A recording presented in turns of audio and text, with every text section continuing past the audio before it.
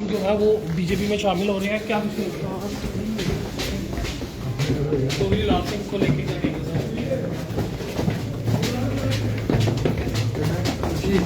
Chaudhary Lal Singh ji BJP में शामिल हो रहे हैं, क्या आपने खुद कहा है अटकलें हैं। आपने खुद ही कह दिया कि अटकलें हैं।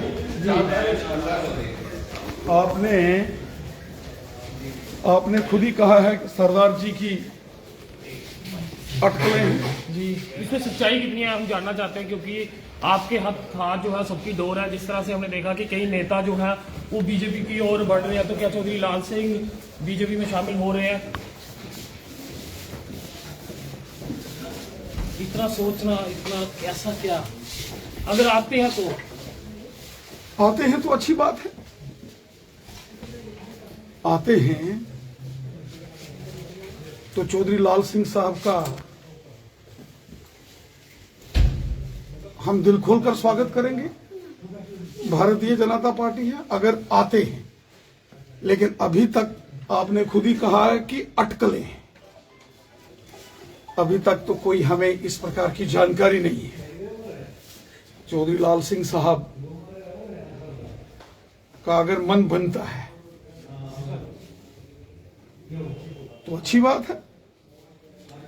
ऐसा क्या है आपके पास जो कि बाहर से नेता जो है, आप तो बिल्कुल ही अपोजिशन को खत्म कर रहे हैं, फिर इलेक्शन किस तरह से लड़ने हैं? इलेक्शन पूरे जम्मू कश्मीर में बीजेपी 5 सीटों पर दमदार तरीके से चुनाव लड़ेगी और अपनी ऑर्गेनाइजेशन के दम पर बीजेपी के जो वर्कर्स, हमारे जो कार्यकर्ता हैं, जो बीजेपी के हमारे मायानास पार्टी के वर्कर्स हैं, उनके दम पर हम इलेक्शन लड़ेंगे और जीतेंगे। तो दिग्गज नेता तो आप सारे अपनी पार्टी में इकट्ठे कर रहे हैं, तो आपको खुशी होनी चाहिए। इसमें क्या है?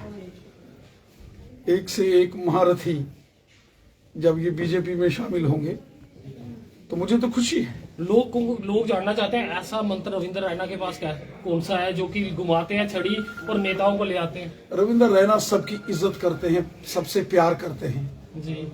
रविंद्र रैना का समुंदर दिल है। समुंदर की तरह मैं शांत रहता हूं, हमेशा निरंतर काम करता हूं, सबसे मोहब्बत करता हूं। मुझे सबसे मोहब्बत है, किसी से दुश्मनी नहीं है। हाँ, अपना काम करता हूं, लोगों की, गरीबों की खिदमत करता हूं, बेसहारा लोगों की सेवा करता हूं। मैं गरीबों का आदमी, अब और मैं गरीबों के लिए। चौधरी लाल सिंह बीजेपी में शामिल हो रहे हैं या नहीं? चौधरी लाल सिंह साहब मेरे बड़े भाई हैं, और बड़ा भाई जो होता है वो दोस्त के बराबर होता है। वो मेरे बड़े भाई भी हैं और मेरे दोस्त हैं, बड़े भाई। और आपको पता है कि मेरी उनके साथ कौन है, जब वो बीजेपी में एमएलए जीते थे और उसके बाद मिनिस्टर बने थे, और उससे पहले जब वो मेंबर पार्लियामेंट में थे और बीजेपी में भी नहीं थे, तब से मेरी उनके साथ दोस्ती है। और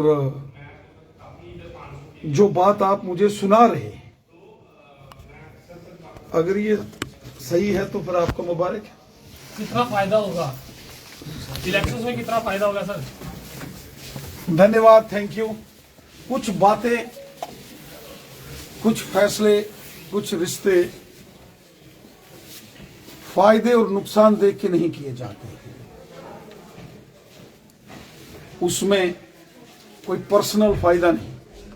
ऑर्गेनाइजेशन, तंजीम, लोग, जनमानस, सबको देखिए। आपने देखा भारतीय जनता पार्टी में हमने दविंद्र सिंह राणा साहब हों, सुरजीत सिंह सलाथिया साहब हों, बलवंत सिंह मनकोटिया साहब हों, प्रेम सागर अजीज साहब हों, और इसी प्रकार रजौरी पुंछ हो, वादिये कश्मीर हो, हिंदू हो, मुसलमान हो, सिख हो, गांव के हों, शहर के हों, नौजवान हों या पॉलिटिकल स्टालवर्ड्स हों, हमने सबको लाया है और भी लाएंगे। यानी ओपोजिशन कहीं ना कहीं खत्म करनी है। अपोजिशन है ही कहाँ?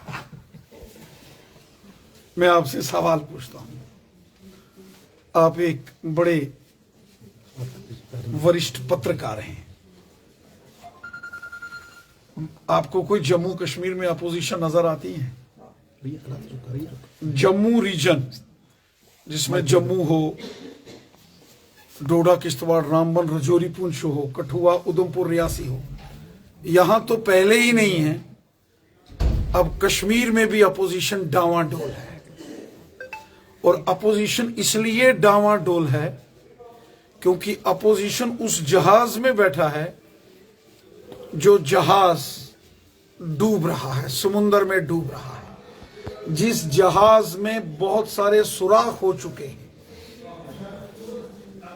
और जो जहाज खुर्द-बुर्द हो गया है, उस जहाज पर जो बैठेगा वो डूबेगा, क्योंकि अपोजिशन का जहाज डूब रहा है।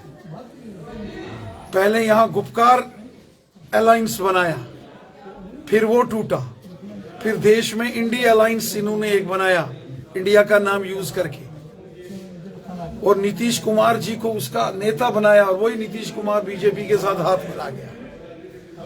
ममता बनर्जी जी जिनको ये लीडर मानते हैं, उन्होंने राहुल गांधी जी को बंगाल में नहीं घुसने दिया। उत्तर प्रदेश में अखिलेश यादव खुद चुनाव लड़ रहे हैं, और यहां भी मैंने सुना है कि जो गुपकार के साथी किसी जमाने में बने थे, वो भी जम्मू कश्मीर और लद्दाख में सब सीटों पर लड़ रहे हैं। तो दंगल हो रहा है